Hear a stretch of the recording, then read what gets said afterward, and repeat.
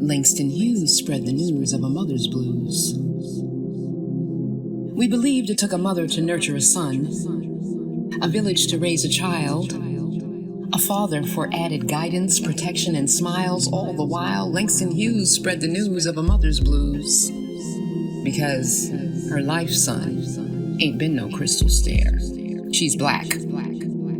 Or brown, with kinky hair coiled and tightly wrapped like perseverance's grip and choking out despair. My climb, my ascent on life's staircase, meant to inspire nerve and serve as fodder for your intended greatness.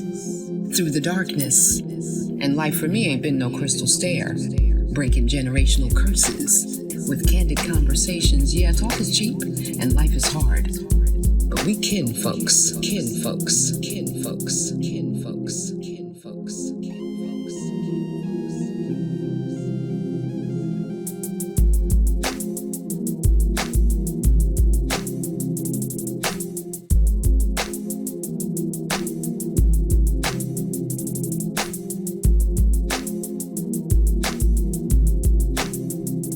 Good afternoon, everyone. Good morning, good evening, good whatever time of day you are tuning in. This is Elle Monique, the mommy and the host of Kin Folx. And today, like I always tell you, it's a special edition. Yes, this is yet another special edition. Today, I have one guest that I know you're going to thoroughly enjoy. This guest is someone that I would consider a bit of an international globe trotter. I am from New York, currently living in Charlotte, North Carolina, but we're online, which means our reach is global. So there will be times where we'll have guests who are not in the Southeast, may not even be in the US, and this is one of those days. So, welcome everyone. Sit back, relax. Welcome to Kin Folx. Triston. Triston, are you there? I'm here. How are you? I'm doing wonderful. I've had a crazy day, but namaste. Namaste. I'm doing great. I'm trying. I'm breathing in, I'm breathing out. There's a lot going on in the world, a lot going on in my personal life, but I'm here. I'm feeling good, and I am so excited to have you. So I would like to take a moment and reintroduce you to our guest. Welcome everyone, Triston, and let's get this Kin Folx party started. Are you ready, Triston? I'm ready, as I ever will be, I guess. Okay. Triston, where are you? At the moment, I am in Warsaw, Poland. Poland. Correct. Okay. And do you know off the top of your head what the time difference is between Poland and the US? Depending on the coast that you're on in the States, it's between 6 to 9 hours. Oh, okay. 6 to 9 hours, yes. So double thank you for being here. Okay, so you're in Poland. Let's start off with, because my viewers can't, they're probably looking at a static photo right now. How do you identify? I identify as a African-American, queer, pansexual, bisexual man.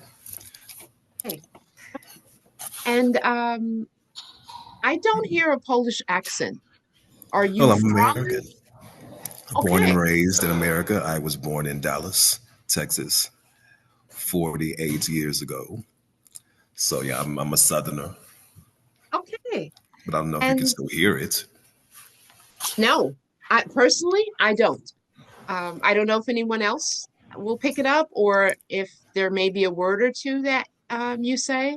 I'm often teased at work, teased by my Southern colleagues when I say particular words. I don't know what they're hearing. Like the Like the hot beverage you drink in the morning, the one that's not tea. Coffee, That, coffee. that- Because I say coffee, but they that's what they tell me. true. I don't hear. Okay, so I'm just gonna say, because I'm big on this, I have more than one cup a day, more than one cup of coffee a day. Um, I don't know. That just sounds normal to me. So I don't know what other people hear, but sometimes I they can start. hear it. You can I hear can it. hear it. Yeah, I can hear it. But that's because I've lived in so many places that I hear accents all the time. Um, Places like where? Where have you lived? Before I moved overseas, I lived in Dallas, born and raised. Then I went to school at College Station, Texas A&M. Then I moved to Houston, worked there my first jobs in politics. Then I moved to Austin, worked in the Attorney General's office, and then I moved to DC, Baltimore, New York, and then I went to San Francisco, lived there, and then I moved to Europe because I was really trying to figure out. I wanted to try every major city in my country before I moved overseas, and none of Okay. them felt right for me, so that's why I moved overseas. You mentioned DC, San Francisco, New York. I just got to ask, when you lived in those places, did you live in or frequently visit their neighborhoods? It depended on the city and what I was doing because some of my jobs were corporate and I worked a lot. When I was like I'm 48, like I said, so when I in the early 90s and mid 90s, America was flowing with money. So I would work my corporate job and then I would bartend on the weekends or during the week and make extra money to pay my student loans off early, things like this. So I was not really going out so much. But in New York, of course, I went out. Austin, I went out. Houston as well. You said bartend, Yes. and not that I'm not a big drinker, but I'm curious, what was your best drink? Well, the ones you can't get over here anymore, like Long Island iced tea. You can't really get that a properly made one. You can't get it over here.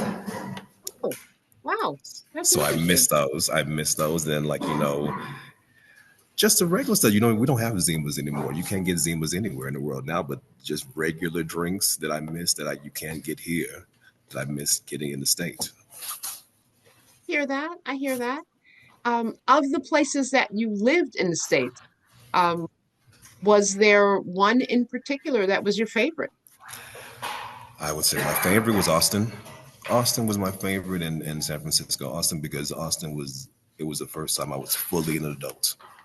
Like I was 22, 23. I could go out, had finally finished puberty because I had a very, very late puberty.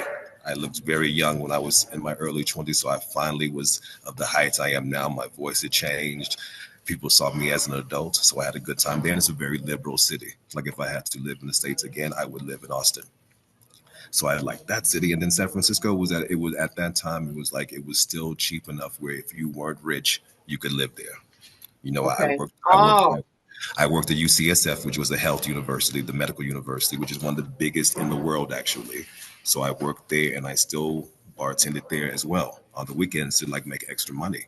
So it was different for me because actually lived in the city properly. I did live in Oakland and went out in San Francisco. I actually lived in San Francisco. So like during the day, you would see lots of black people but at nighttime, you wouldn't see so many. So I saw the racial segregation. I saw how they would treat me as a person of color with money, as opposed to people coming from the Bay Area, coming from Berkeley or Oakland, and they were being treated like you shouldn't be in this area after 9 o'clock. Why are you here? So I saw that. mm. So it was very daunting to see it. Sounds like what historically was a sundown town.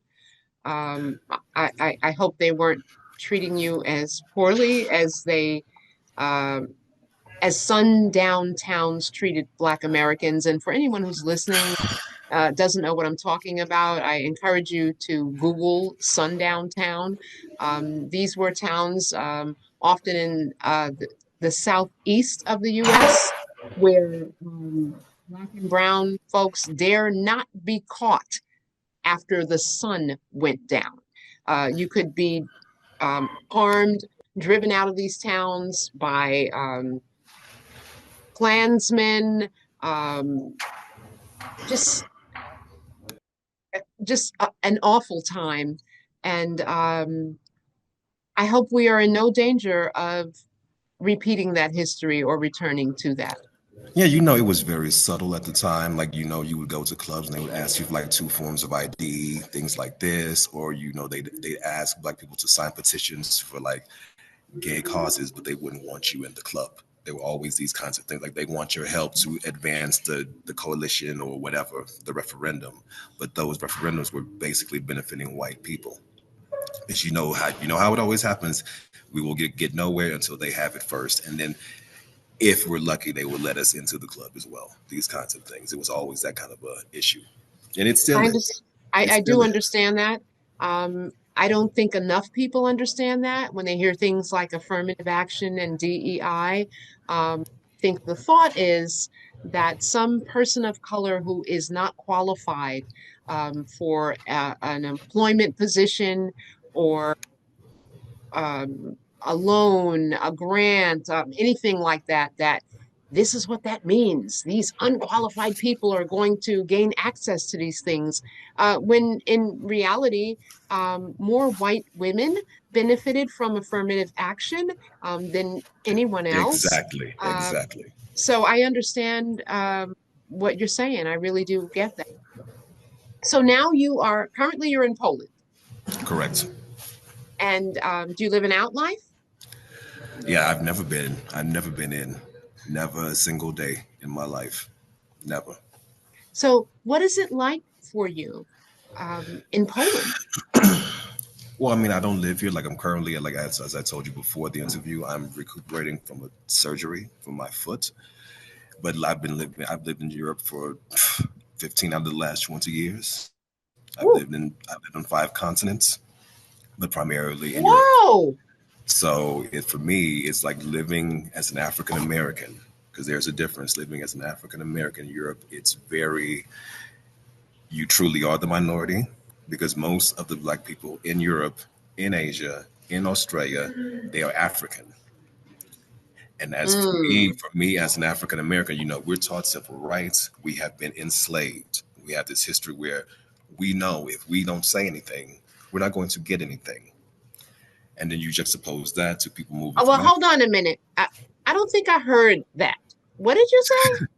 I said, we are conditioned to fight and ask for what we want. And they are conditioned to just accept whatever they're given, whatever's on the table for them. They're just happy to have it because that's how they've been conditioned. So when you have first generation or second generation Africans moving to Europe, they have been conditioned to think you should just be happy to be on this continent. You should just be happy to be in our playground. For us to even hire you, you should be happy just to even be here. So when I would apply for certain jobs, because I'm a performer, I'm an artist, I'm also a journalist. What's When your you go, what genre when you say performer? I studied classical music for 25 years. I was an opera singer until I moved to Europe. I studied classical music up until I was 23 professionally. So for me, the reason why I moved to Europe is because I wanted to dance more. I wanted to write more. I wanted to do all my artistry and be able to live in a place where I could afford it because I could never afford to be a full time artist in New York or DC or San Francisco because it was too expensive. So that Tell was me about it. so Uh, like when I moved to the first city I moved to in Europe was Barcelona. And when I lived in Barcelona, it was 2001. I moved to Europe when I was 25. And when I lived in Barcelona, the rent was 250 American dollars a month for a very nice apartment near the beach, very Whoa! cheap. And when I moved from San Francisco, I was paying 2,000 a month for my apartment and for my house. So like that, you see the difference there. I could live for maybe 6 or 7 months off of 1 month of salary in Barcelona very cheaply. In Berlin was the same. It wasn't until maybe 2010, 2011 that it got really expensive compared to what it used to be, but it gave me the opportunity to perform more. I was only a performer. Only. I didn't have to work in a bar if I didn't want to. I didn't have to work in a healthcare center or volunteer. I could concentrate solely on my art, and that made me a better person. I'm just still smiling because I'm an artist also. Spoken word is my genre. Mhm. And the idea of being able to sustain yourself purely on your art, I mean, that's just fabulous. And it does not happen for most people, I would say. So that is like just commendable. It really is. So you very eloquently paraphrased what I asked you to repeat. So I'm going to say it for you so that when you see this showing up on my social media as a hashtag, you'll know I stole it from you and I will credit. I think it was, if you don't say anything, you won't get anything. Correct. And that's how I was raised. And it's like for me, it would hurt my heart when I would go to auditions. I remember one show in particular when I lived in Berlin. There were 3 or 4 Black Americans, and the rest of the cast were German, Black Germans. And when it got time to negotiate the contracts, they brought us into the room, and all the Black Americans were like, no, no, no, no, that's not what we agreed to. That is not what we agreed to. And then they set us back. They pushed us to the back, and they brought the Black Germans to the front, closed the door. The Black Germans came out and tried to talk us into accepting less money. I said, no, no, no. We walk together by. I used to teach every Black History Month in Germany. And in one year, they told us, we don't have enough money for this program. I said, this is one of the richest countries in the world. It has one of the largest Black populations in Europe. And you are sitting here telling me you have no money for this less than 3% of your population, Black people. That tells me all that I need to know. They do not care. They're not considered German. That's the first thing. And I have 40-year-old German friends who don't know anything about racial identity until they come to America. And then they finally realize I can say, and it was not until the Black Lives Matter movement that I had my Black European friends say things to me like, oh my God, Triston, I had no idea. I didn't know I could say this. So I said, you are 45 years old. And do you know how long it took you to get this? These are things I learned at 6, 7 years old, 8 years old, 9 years old. It's instilled in me and ingrained in me across years. I didn't have to have one aha moment. And when you wait that long to get it, you literally wasted most of your life. Because you can't get those years back. You can't get them back. And it's sad for me. That's why I never want to have children overseas, because all of the Black children that I taught, they always had higher incidences of like self-harm, employment history issues, self-esteem issues. Usually they were raised by white women. The fathers were absent, so they had no identity, and they would ask me things like, Triston, how do you braid your hair? What is cocoa butter? Like, what are twists? Like, they didn't know any of these are basic things we as Right. Black Americans, we don't even remember when we learned this, because it's always been a part of our lives. Right. They're not taught any of this, and it's like, if you don't know these basic things about Black identity, there's no way you can be lost. There's just no way you can be. This is so true. So I want to go back a little bit because you just brought up identity and children. So I'd like to go back to a younger time for you.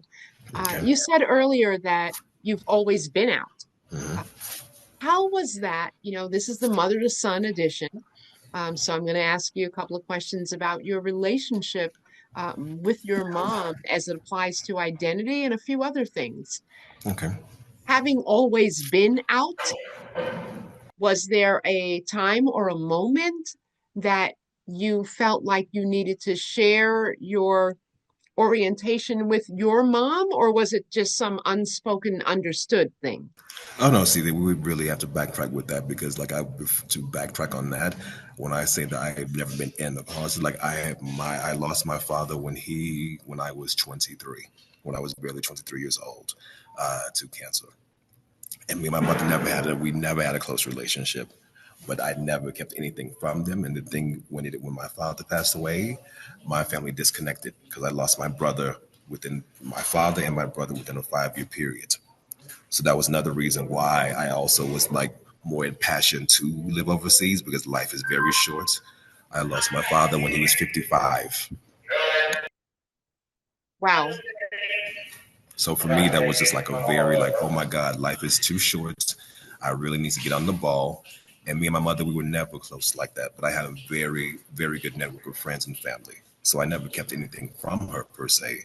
but I never told her anything. My father knew everything about me. He supported my every single move. He didn't even understand about being. I have a son who's a classically trained opera singer. My father's from the deep, deep South, and for him to be my biggest cheerleader, to champion everything I did. When he first passed away, I was devastated, and that is a word I never use ever. It's the only time I use it is when in reference to him because I was devastated, and the first thing I thought was, who will be my cheerleader? Like even saying it to you right now, Yes. I'm almost in tears because even now it's that he's been passed for 25 years, and every day I carry him with me.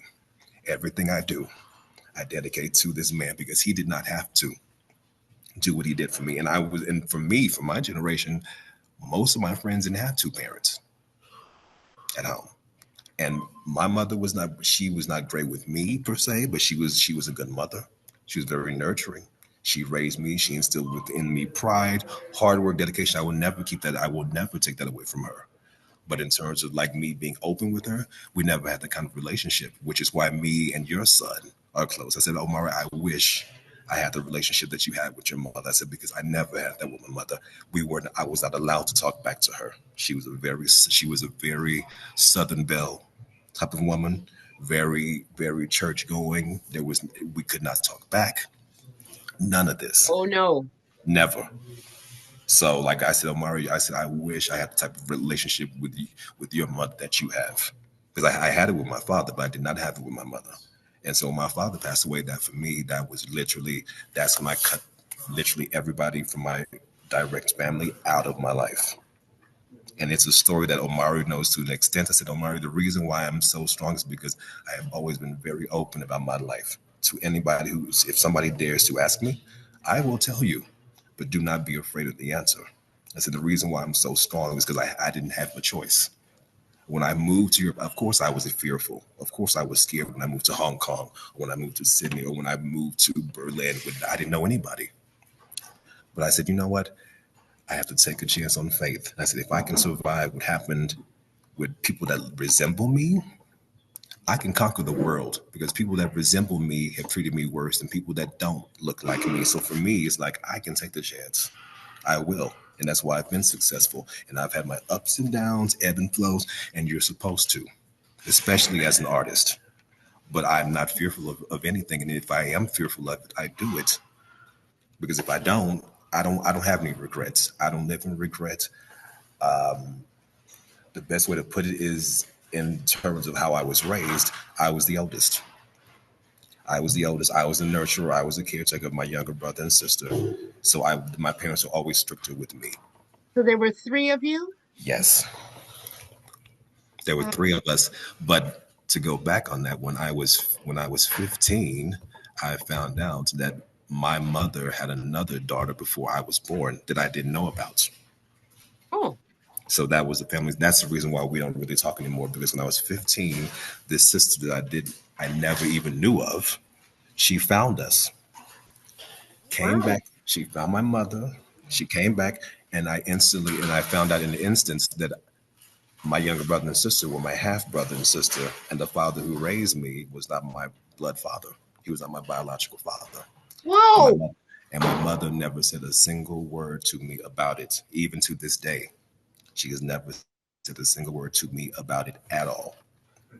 So when I was 17, my biological father, the one who raised me, excuse me, he officially adopted me, took my last name, all of these things.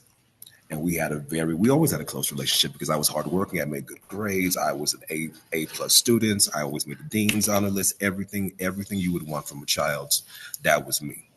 Because I wanted to honor his legacy. Your name or you took his? I took his last name. He legally, because I had been told that my last name was his last name all my life because I went to private school. So in private school, you don't use public records. You use the name that they give you. I went to school with like Buffy's and Tiffy's and Fletcher's, and I went to a 1% school. So like my classmates were literally 1%. So it was not even a thing to think about. Triston Brewer, that's your name. That's the only name we knew. So when I was 17, he officially adopted me. My name was legally changed, and everything I do is under Brewer. when I write something, when I dedicate anything, it's to James Brewer, my father, like this. And we were very close. And when he passed away, I thought, you know what? Nobody will ever love me like this. Nobody will ever love me like this again. Well, I'm known for saying that there's a difference between relatives and family. Relatives, you don't choose. They just are. And you are genetically linked to them, but family can be chosen. And here on Kin Folx, even when I say mother to son, it does not necessarily mean someone who physically birthed a child. It could be the maternal figure in your life. And I had a lot of those. I had a great grandmother who partially raised me in the Bay Area when I was a kid. I had great aunts who taught me. I had a great network. So it wasn't just my mother, thank God. Because I can honestly say I never felt put out or wanting or needing anything like in a nurturing way because I was the kind of person when I was a kid, I wanted it. So I worked to have it to get what I needed. So I never felt untoward. So, with having the support of your dad and a bit of a fractured relationship with your mom, if I'm keeping up, starting at about 17 years old, um, at 17, did you know who you were as it applies to your identity? No, because like I said before, like I was so small physically as a child. Like I went through, I barely even started puberty when I was 16, 17. When I graduated from high school, I was about 5'4", Oh, not even wow. 100 pounds. Like with the person you see now, like I'm 6 feet tall. I'm 165 pounds. I'm muscular. I build. I have my voice. When I was 18, I looked about 13, 14. And then I went to university and in terms of like having sex, I had sex once as a teenager when I was 14. And that was a fluke. And it was a girl next door, literally across the street. And then I didn't have sex again until I was 19. And that's just how it was because I looked so young for my age. So nobody would be with me because I was prepubescent.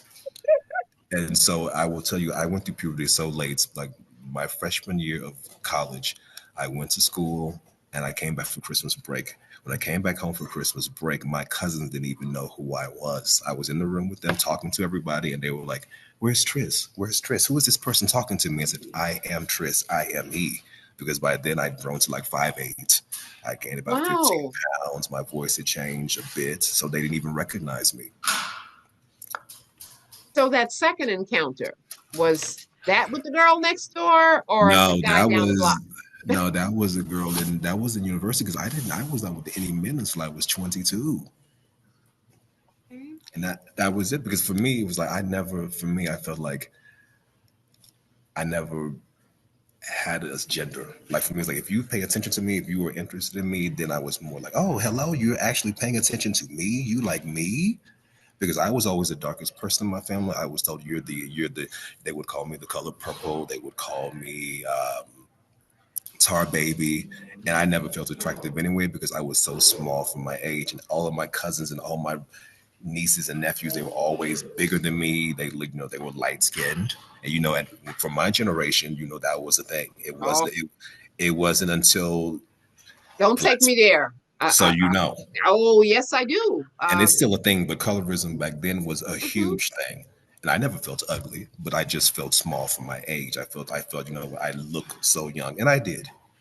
So it wasn't until I was 22 that I had any interaction with a man. It was really because he paid attention to me. He courted me. He came out with me. "Oh, Tristan, you want to go here with me?" I was like, "Sure." You asking me? Yes, I will go.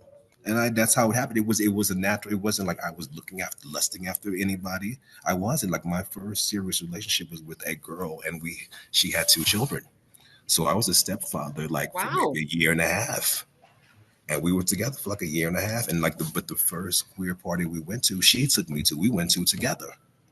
So that's literally how it happened. And I always had very open friends. So it was never, I, my 8th grade teacher was a lesbian. She had a big mustache and I didn't know what the word was. All I knew was that this woman, she loved us. She loved us to death, and she loved teaching us math, and she has a huge mustache. But I didn't. We didn't have words for this. We didn't have words, and it didn't matter. So for me, that was never an issue because I went to a very, very private liberal arts school. So for me, that was never a big thing for me, and I'm lucky for that because for my generation, that was a serious thing. So when it came to your body autonomy, for sex, consent, all of these issues, where did you get your information? Who was talking to you? My mother is a nurse, but she never, ever talked to us about the birds and the bees, ever. And like I said before, I went to a private liberal arts school. So we were taught sex education at 8 years old. And I remember we had to take our permission forms back to our house and have our parents sign it.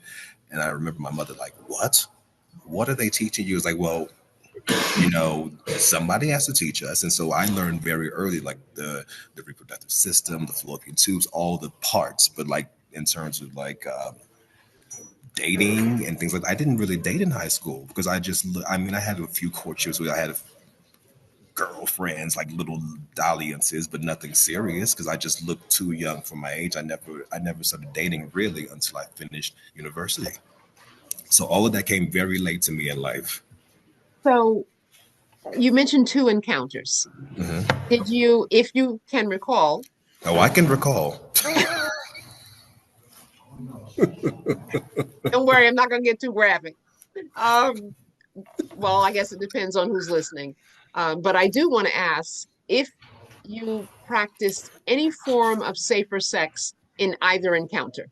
And see, that's the thing. I'm glad you asked that because the first time I was 14, no, absolutely unprotected. And when I think about it now, so my entire life could have changed in that instant. It could have changed in that instant That part. because that girl actually ended up being pregnant very young. And she had like children very young. And it's like she was, as we used to say back in the day, she was fast. She Okay. was fast. And that's the thing. And she had children very young. But by the next time, especially during when I was a kid and HIV and that was a big thing, of course, I was condoms, everything. It was always with condoms. Never, and I have never, ever had unprotected sex since. And congratulations on that, by the way. Mm. Um, but what led you there? Like, where did you said, okay, by then, by that second encounter, I'm guessing this was in the 80s or early 90s because you mentioned what was happening with HIV at the time. Um, was it what was going on around you? Or were there people in your life that were guiding and nurturing you to take care of yourself? And in particular, in particularly, I couldn't get that out. Um, It was a combination of all those things because in the late 80s and early 90s there was like all the major groups were talking about. You had Salt and Pepper, Let's Practice Safe Sex. You had TLC with the condoms everywhere. You would see the billboards everywhere. Wear a condom, put it on. That was part of the conversation. let's talk Like about sex, waterfalls, all that. exactly. That was Hmm. that was my era. So when you went out to a club, they were handing out condoms. They were very proactive. That every major star was practicing what they preach, at least on the surface. They were like, you need to do this. And if any highway that you went on, when you're driving your car, you would see the ads, you would see the condom ads, you would see the commercials. So you couldn't avoid it. You had to be really, there was no social media. So there were only a few avenues. And when you would look at ViiV magazine or you would hear about you knew. If you didn't, you were willfully ignorant. You were But now willfully we do have social media. So we have even more avenues to spread that knowledge, that awareness. And I am deeply ensconced in HIV intervention and prevention, and I have been for quite some years now. And unfortunately, where I live, and in other cities, but particularly in the America's Southeast, we're seeing numbers, we're seeing rates rising, and when they're not rising, they are not plummeting on the right. level that you would that they would 40 years later. Uh, Why do you think that is? You're telling me you were going to clubs and people were handing out condoms. We still do that. You said you saw billboards. Well, now you can't open your phone without some messaging or access to information. I mean, I'm not asking you to, solve this major problem in a few minutes, but what do you think might be the reasoning? We have more at our disposal now. Why are we Because still talking about this? Why are we still dealing with this? there's so many layers to it. Because on one hand, it's like they have way more access to information now than we had. Because we had to actually go to a free clinic and like sit down, read a pamphlet, talk to a nurse. All they have to do is open their phones. Right. Some of them are willfully ignorant now, and they're like, you know what? Now there's a pill for this, there's a pill for that, there's a shot for this. It's like that does, however, that does this prep does not protect you from hepatitis, or it doesn't protect you from syphilis or gonorrhea. There are different strains. And when I say this to them, I'm a Generation X, and when I say these things to my younger friends, they're like, oh, blah blah blah blah. It's like these things have not been eradicated.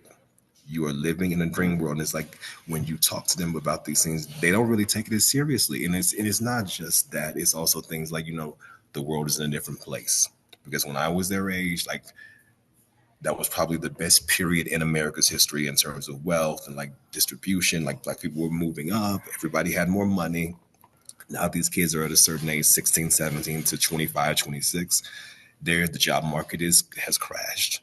Some of them finish college, there is no job. They're living at home with their parents, and like they're depressed. I understand this. However, at the end of the day, you need to protect your mental health and your physical health to be able to eventually have the things that you want. And it's like this is not the way. This is not Oh, the way, yes. because they talk so much about mental health now. We didn't talk about mental health as much as they do now, but we also talked about physical health, and they don't. It's like Right. this Russian roulette with your body. I was like, this is I don't condone it, and I really flog my younger friends. I'm like, you really need to pay attention because you have no excuse. Like when I was 14, I had opportunity to say, I could actually say, maybe I didn't know because maybe your parents did shield you because you didn't have Right. a phone. Because now if you are 7 years old, you can literally Google what is HIV and you can know. So there's no excuse now. If they know in This is grade so school true. now, they're literally just being willfully ignorant, and these dalliances and playing with fire when you don't have to. It's already hard enough as a person of color navigating this world. You do not need unnecessary stress when you don't need to have it. If you can eradicate it, then why not? Oh, here to that. Um, Wondering and knowing that you can't speak for everyone in any respect, um, but also knowing that you've lived so many places. Um, can you share a little bit about what HIV intervention and prevention looks like in Poland? Well, I can tell you because, like I said before, I lived in Germany for almost a decade, and there it's like they are very proactive about having protected sex. They're more open about it. They're not Really? yes, they're Wow. very, because this is the other thing too, because they have free healthcare. So they don't have a high rates of like teen pregnancy, like people there that use condoms, they have more access to birth control, things like Okay, this. but you're not here to brag and make me feel bad, okay? You know where I live, and you know the things you're talking about right now do not exist in my world. But I will say, but let me also Oh, note this too, because they have access to better drugs quicker in terms of like prep and all these other, they can go to any pharmacy, any doctor, and be treated immediately for free. They are also more promiscuous. They're also having unprotected sex more because they know, I can just get the access quicker okay. than an American can. So it's this fine balance. But I would say overall, they're more responsible about it, and even drinking as well is the same thing because they are supposed to at a very young age. They're more responsible about how they navigate those avenues. And Okay. I feel like America, our country is so divided. And America is a very conservative country. Like Germany is not. Out of all the countries I've lived in, America is probably one of the most conservative ones. That which is shocking because I've lived in Asia.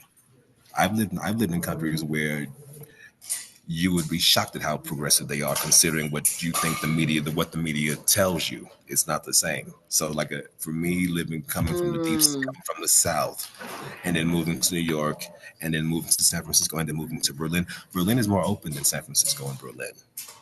I mean, Berlin's more progressive than New York and San Francisco. Get out of here. They are. Because like when I lived there, Wow. there's a huge trans community there. There's a huge trans community because some of the best surgeries in the world are done in Germany. So when I was 25, 26, 27, I would have shows all the time, and I would have like trans people in transition all the time, and nobody thought about it because you would have white people, black people, everybody mixed together. Nobody really thought about it because it wasn't a thing. You know, it was like they're Mm. there, nobody cares. Okay.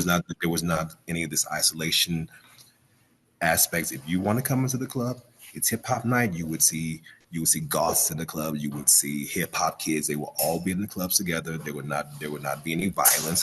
They're coming for the music and the vibe. That's it. Wow. So, but you Wow. know, but I will also note this because I tell Omari this all the time. Your son, for me, living overseas and being objectified, the objectification, the fetishizing, all these things, it's off the charts. So for me, I'm naturally I'm introverted and I'm shy in my core. But when I moved overseas, I had finally finished puberty, I had finally reached this height, and then I was being chased down the streets. I had more sex than I could deal with, like literally every day in Barcelona. And it was like, oh my God, I'm young. People kind of say, oh my God, you find me attractive? Because then I started modeling too. When people are like, oh, you're attractive. I never considered myself attractive. I will always be that little boy. I will always be for me. But they didn't see me like this. And so I would be on the beach minding my own black business. And I would be accosted by couples, girls, boys all the time. It's like, yes, yes, yes, yes, yes, because I had never had that much attention in my life. And after a while, it gets old. And for me, I said, you know what? It is what it is. It doesn't matter where I am in the world. If I'm not in my country, this is going to happen. I was over that within months. That fetishizing, that's Yeah, what because you're okay. I exactly. get Because that. if you really want to respect and honor yourself, you see it for what it really is. And after a few months, I was done with that. And now I know people that come to Europe that look like us specifically to get that kind of attention, Mm. specifically to denigrate and decimate themselves in front of white people just because they know it's easy. It's like no, no, no, no. Because if you are a person of color and you breathe, you could be with someone every single night. Period. Is not difficult. Wow. I wonder how much of that, when you talked about um, not feeling attractive and um, colorism, the internalized hatred and racism that we practice within our own communities. I identify with some of that in that I, yeah, I was a lot of those things as a child. And like you, still feeling the residual of how you were treated as that little boy. I have the It same never experience. goes away. It Same never goes. experience. Wasn't considered attractive. Was too black in a lot of ways. My complexion, my nose, my lips, my all of that didn't have the good hair. Hmm. We didn't call it 4C back then, y'all. Exactly. They don't even. Um, They don't, we call it nappy. I, you took the words out of my mouth, and it wasn't something you felt good about. I wore glasses. I was overweight. All through middle school, I was the fat four-eyed nerd, or should I say junior high school. In the South, they call it middle school. Um, what I attended in New York was junior high school, but same age group. And there are times when today I look in the mirror, I still see that fat little girl who doesn't fit in, who was bullied for all those things. And I wonder some of if some of the leaning into being fetishized might be connected to not being affirmed, loved, your own self-esteem, just not feeling good about who you are.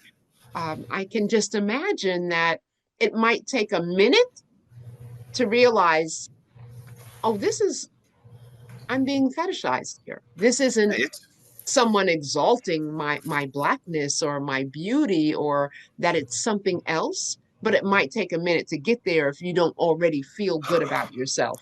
What do you think about that, Triston?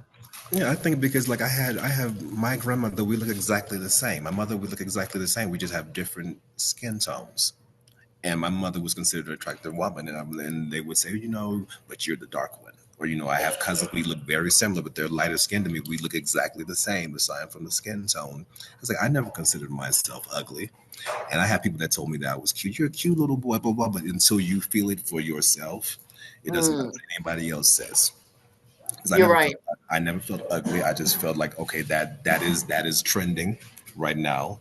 Okay. That's trending, but I never felt like, and now because now darker skin is trending. It's like I was never Is into it? the trend. It's that Oh, yes, wow. over here, yes, especially over here. Oh, well, I may have to make a visit. Well, that's the thing is, you see, the thing is, most of the Black Europeans or Black Asians or they're half and half, so they're lighter skin. So for them to see like Okay. somebody that I'm a quote unquote, I'm a real one because I look like, because they love African American culture, they love hip Okay. hop culture, they love us to death. So that, oh, you're a real one. I was like, no, they're real too. And it's like I see it for what it is, but like I have the strength to say it. And I would constantly tell these Black people, and this is your country as much as it is theirs. You pay taxes here. You were born and raised here. German is your native tongue. French is your native. Because I lived in Belgium. I lived in the UK. I've lived in Spain. I've lived in, I've lived in all these countries. In every country I've lived in, I know Black Croatians. I know Black Polish people. I know Black Belgians. And when I tell them these things, they're scared to say anything about it. I said, until you say something, nothing will change. I said, this is your country and you need to learn how to speak up, because it's only been the last 15 years where they really made any strides that I could see. Because you would be appalled at some of the things that I've had to see. You would be in the same boat as me. Like, this is outright racism. Why aren't you saying anything? You speak any of these languages? Yeah, I speak 5 languages. I speak Really? I speak Spanish fluently. I speak German. I speak Portuguese, of course, English, and I speak Dutch and some Croatian, a bit of Okay, Croatian so I need to think of something to ask you to say. in Let's see. At German. one point in my life, I was trying to learn how to say I love you in every language. I Ich just liebe didn't. dich in German. Ich liebe dich is German. I love you. Te amo in Spanish is I love you. Je t'aime in Je French. t'aime in French. In Polish, I think it's something like ja te bla tebu. I don't speak. I don't. My Polish. I don't I speak think that's Polish Polish. Um, because that's a very difficult one. That's one of the difficult languages to learn. It's pretty difficult. do you still sing? I do, not as much as I used to, but I do. I because like you just tell me you do spoken word. It's funny because I used to fight and fight and fight against not being a writer. But I had a very dear friend to me. I used to have amazing days. Every single day living in Berlin was like it literally was like the Harlem Renaissance. And I told you before, I said Mm. when I was a kid, I would always read about the Harlem Renaissance and Josephine Baker and Baldwin living over here. So I want one day I want to do that. And so I finally got over here and I said, oh my God, every day I have an amazing day. I have all these amazing artist friends. We have these amazing shows where I'm singing one night, dancing the other night, doing spoken word this night. And when I get home, I write about everything I've done for the whole day. And I would send it out in an email. And one day, a friend of mine who all she does is write, she's like, Tristan, you're a writer. I said, no, no, no, no, no, no. No, I said, no, no, no, I'm a singer. She's like, no, no, no, you are a writer. Stop fighting it. So now I don't fight it. So now I've written books and I like that and I love to write, but I never thought that I would be known as a writer. What's your last book about? Now this is where Amari comes in. I have a series of books called The Whole Confessionals, and it's about living overseas as a Black American artist, being fetishized, working This in sounds right up his a alley. because It really does. I was going to write a screenplay for him. I said because he's read snippets of my book and he's heard the podcast. I said, Omari, when at one point in Germany, I had 7 jobs at the same time. None of them paid me. None of them paid me, and I found myself homeless. I was sleeping on a park bench. I said, this will never happen to me again. Oh, wow. And this was 2006. I was 28, 29, something like this. I said, this will never happen to me again. So the next day, I got online, Googled, and I found, I said, I need to find the best brothel in all of Europe, and I'm going there. Because if you're going to fetishize me, because I would do shows and people would be like, oh, we love your look a lot. If we give you somebody, will you come home with me? I said, no, I will not. And that is the way that they would, I found out later that that's how they would try to control Black German artists. Because a lot of them they would be undercover or unofficially bought and paid for. I said, no, you will not buy, you will not pay for me. This is not slavery, but we can rent me for the hour. So I went to this brothel, and Omari knows the story. So I got there the first night, and all the people there, they did not look like me. I was the only one that looked like me, and I had no business. And the owner said, no, you need to, this is your name. You have to look like this. You have to do steroids. I said, no. I am here for a very limited time. I have a real job. I said, I did not come here to do this for my life. I need to pay my rent. I need to go back home and go to my studio and get into the recording studio with my band. I will be here 2 weeks. And in those 2 weeks, I made like 3,000 euros. And I wrote about all those nights and like being there and seeing all these things. And I ended up like meeting people who they're politicians. They are known artists and figures in Europe. And I changed their names to protect them.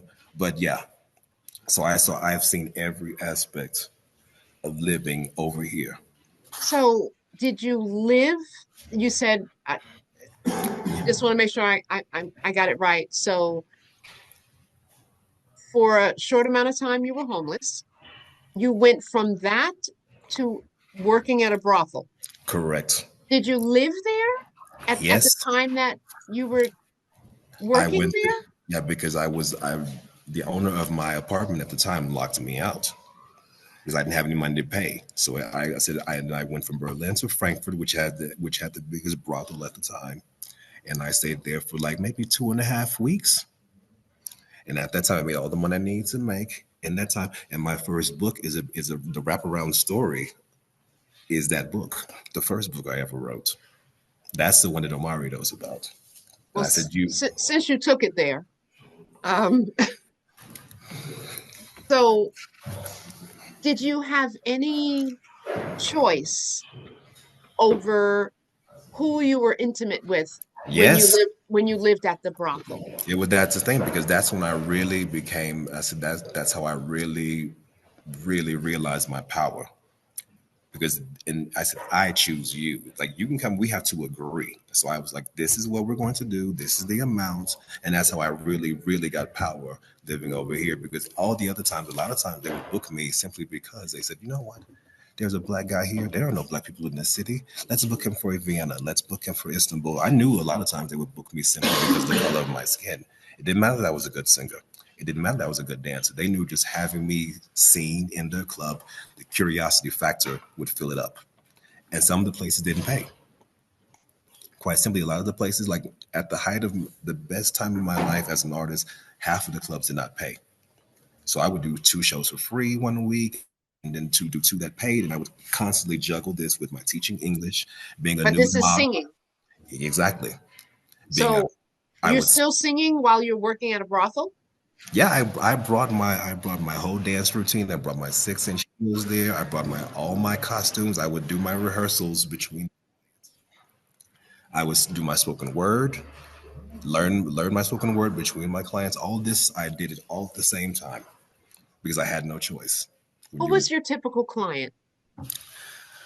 My typical client was actually couples, straight couples. Wow. And it would be like the wife wanted to be, there was a cuck situation where they would be like, my wife has never been with a Black man, blah, blah, blah. And that really opened me up too, to my whole sexuality. Because at the time I was like, you know what? I didn't really date anybody because I didn't have the time. I didn't like being fetishized. I didn't like being objectified. So at that time, how were you identifying at this time? Oh, that was same. Like when we started the show, there was never different. It was always the same. But for me, since I didn't like being objectified to that extent, I rarely went out. Omari laughs at me. I said, Omari, I believe in the power of three. I always had like three people in my inner realm. That like you have girl six, I was guy six, but it was guy three. And if I called you, you come to my house, I'm gonna cook for you, you're gonna stay over for the night, you're gonna have a good time, and we're gonna have a great time. But it's not gonna be 20 people because it easily could have been 20 to 30 people. There were porn stars, they were trying to recruit me. It's like, no, I'm not doing this. How you would know because there are not enough commas for what you want me to do. There are not enough Mm. commas in my paycheck for you to own me. So I never did it. And most of the ones working today, I know them. I've done PR for some of them. And it was then for me, I said, the reason why I said I have no objection, you can do whatever you want to do. But I know for me, I've worked behind the scenes and in front of the scenes. And I said, what you're paying them or not paying them? No, no, no, no. Absolutely not, because I will own all of this. And this was 20 years ago when there was more money in it, because now there's less, but back then there was more, but not for people that look like us. Right.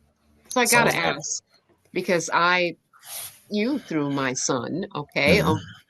It was Amari's suggestion that I meet this guy, and I am so glad that I listened to him. Um, and you mentioned your books. Is that how you met Omari?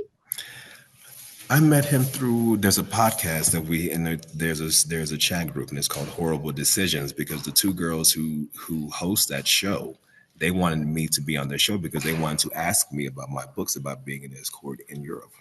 They wanted to ask me about that life because I was telling them, I said, what you're being told is not the truth. Because most of the ones over here that are black, I know them because there are very few. And if you do it correctly, you can make a lot of money. And I said, I could have made a lot of money if I had only done that. I only did it enough to pay my rent. It was never a full-time job. It was only to pay enough for my bills to get me back in the studio, to pay for my band equipment, to pay for my trips, to do a show there. It was never a full-time job because I couldn't. Because I said that would have killed me. That would have killed my spirit to do this full time. I said I did it just enough, and I had great clients. They were fun, and some of them I still know today. They wish me happy birthday. They send me greeting cards because they ended up being good people and good friends. But every day, I could never do it because Mm, it takes a lot of energy. Because a lot of it's like you're the counselor, you're their sounding board, you're giving them advice. Because a lot of it was not even sex. A lot of it was just talking to them like I'm talking to you now. Some of them don't even have any companions. They're like, "Oh, okay. Tristan, you're so nice to talk to." So I can talk to anybody. And if there's not a connection, then we are not. I don't want to do this because I'm going to waste your time and mine. And it's not. I don't need the money this badly anymore. Because there was only two times in my life where I desperately needed it, and after that, I kept the same clients across years, literally across years. So I never went. I went back to the route one more time, and that was it. Do you still have those clients? No, because even now, some of them even ask me now. I could if I wanted to, but I don't see them anymore. But they're on my Instagram. Like when my birthday comes up, they wish me happy birthday. If I have a show in Belgium, if I have a show in London, they'll come to my shows. They buy my books. They listen to my podcast because for some of them had actually done it too.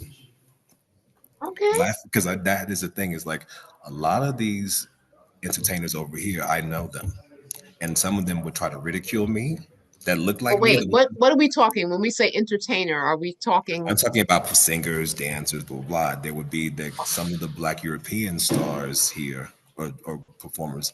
They would try to belittle me or insult me because I never kept it a secret. Like my inner circle, they knew what I did. And if Okay. I did my spoken word, I would talk about it because it was never a secret. I said, I'm not ashamed because I would rather do this than do what you're doing, which is lay down for this and not speak up on black rights and pretend that you're doing A, B, and C when you're not. And you get to a certain position and you're not you get through the door and you have nothing to say, you have nothing to do with any other of these black performers. That I will never do. So I'm never bought and sold. So like for them, I say I would rather do this and make less money and be able to speak my mind than to be on TV every week and everybody knows the reason how you got there. Because Mm, some of their clients became mine and they would tell me, "Oh, I know that person." Said, "Oh, they told me I was trash." And then I said, "I have never been to I don't you I will never judge somebody on how they chose to survive. I would never judge somebody on how they chose to survive. But when you do it to me, word. I like there's no reason for because I don't care what you do. to survive, because that's your journey, that's your story. But for you to belittle me and then I find out that you've done the exact same thing, then I'm like, oh, okay. And I found out it was quite common. I get that. I started off in HIV intervention and prevention as a tester, PrEP navigator, artist linkage to care coordinator. All of that requires me to get in people's business for the sake of for the sake of making an assessment and being able to assist. And I would tell anyone that I'm about to, give an HIV or STI test, just that. I'm asking you these questions so that I can better determine how to assist you and what to offer you, not because I'm here to judge you. And it has gone pretty well. But the other thing is, I'm not a box checker. And by that, I mean, there are questions that we're often in health and wellness prompted to ask for the sake of collecting data, and data is needed and necessary. I get that. But my thing is, I'm not going to ask you if you're hungry if I don't have a meal to offer you. I'm not going to talk to you about or lecture you on why you are a survival sex worker when I don't have anything to offer you. I don't have a rent paid apartment to put you in. I don't have a job offer you. And especially for my trans sisters who face even more discrimination and ostracizing, and it's even harder for And many I of knew them. many of them too as well. And the thing is, I tell my friends that I could have been a thousand there if I had chose to bear back and have my protective sex. I could have made a lot of money. And even now, like I have one chapter in the book where I expressly talk to Black escorts. I'm like, do not lower your worth, because when something is rare, you charge more. So why are you charging less than what these white people are charging when you are in a white part of the world? Because I always charge at least the same amount, or 50 euros or 100 euros more, because I was usually the only person of color Hmm. doing what I was doing in that sense. Because if you want to see me, then you're going to pay exactly what you're paying these white people or more, because you can't find me anywhere. You can find a Czech boy everywhere. You can find a white girl or white boy in Europe everywhere. There is where I'm in the whitest part of the world.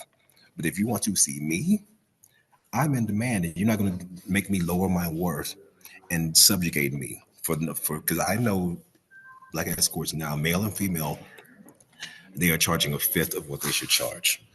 And that's what I was going to talk to Mandy and Wheezy about on Horrible Decisions through Amara. Like, they are devaluing themselves because they have such a low sense of self over here.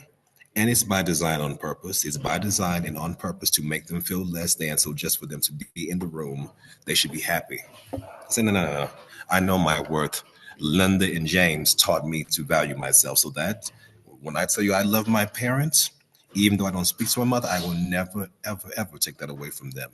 They taught me how to love myself and be strong and have a sense of my character and be ready to fight any way that I possibly can. If I cannot fight you with my fists, I will have to pick something up. I will pick something up. Like a I will. pen. Yeah, the thing is, my words are deadlier than my fists, because I have made people cry with just my words. But if I have to fight you physically, oh yeah, I will do that too. Then make no mistake. But I've never been to prison. I've never been to jail. I'm a very smart person, so I don't have to go there. But if I need to, oh, I can fight you. I will. I don't even know what to say to that. But Well, you have to. I am about to bring this to a close. You said something about, if you can't see me, and I cannot see you right now, but I can hear you. Um, and you said that you are classically trained um, in singing opera. Can you give me just a little something before we leave?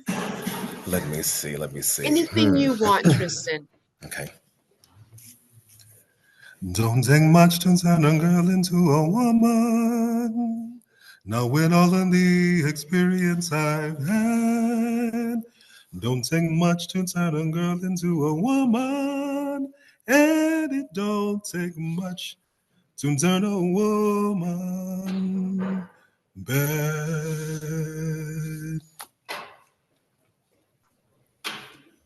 You. Thank you so much. Listen, I was completely prepared to say okay if you had said no. Um, No everyone warm up or nothing. and people don't always want to be put on the spot with whatever it is that they do, especially performance. I recently have, oh, I don't know who's going to be watching this one, but y'all who keep, like just putting my name on the open mic list or calling me out at the conference or the meeting to, oh, well, Monique will do a poem. I'm not always thrilled about that because I may be in a different headspace. But I'm scared. I love it though because the thing that brings me centers me the most that I love to do the most is my poetry. Because all the things I've done, all the between every chapter of all my books, I have a sliver of a poem between each chapter, and that poetry is the closest thing to me that people can read and see. So you get a sliver of me in each one, and that's the closest thing to me. Those are the ones that sustain me the most. They're like prayer. You're talking my language now. Yeah, but I love it. That's my favorite thing to do is to write poetry. It's my Top three favorite. favorite poets. God, Langston Hughes, of course, it has to be Langston Hughes. And I would say not even in terms of poets, but like James Baldwin, just his words, and Nikki Giovanni. Okay, yes, yes, yes. You did not mention one of my favorites. The one person I know can turn me instantly into some, I don't know, 12-year-old Waterworks. groupie acting person. Um, Sonia Sanchez. Ah, Yeah. I do know. I just Because was, some of them I read it just like the tears just started flowing. As soon as I see the words, I'm just like, oh my God, yeah. I it's mean, there deep. are many, and some of them are older. Um, kind of thinking about, I think the poem is the Baltimorean, County Cullen. Oh, I have not heard anybody say that name in so long. And my introduction to poetry came through my mother, who used to read to me Paul Laurence Dunbar, As well. who, wrote in Southern dialect. As a very little girl, I thought she was just talking or telling me stories. and and then I think I don't know, maybe about 9 or 10. I saw my first poet live, and it was awesome. I grew up in New York, in Brooklyn. I was at a place that I used to go to often called BAM, Brooklyn Academy of Music, and I had um, never seen myself there. I'd seen the Nutcracker with all white cast. I'd seen Swan Lake with all white cast.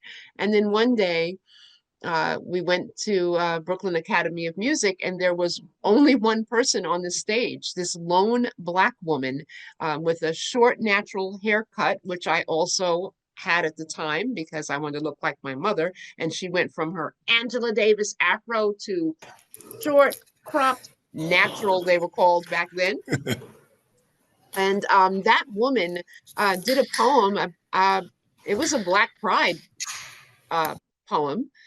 Um, she later went on to become the first Black woman to win a Pulitzer, um, Gwendolyn Brooks. Uh, I knew you were going to say And her. it was phenomenal. It's And for transcendence. me, it was more resonating than "We Real Cool" will ever be.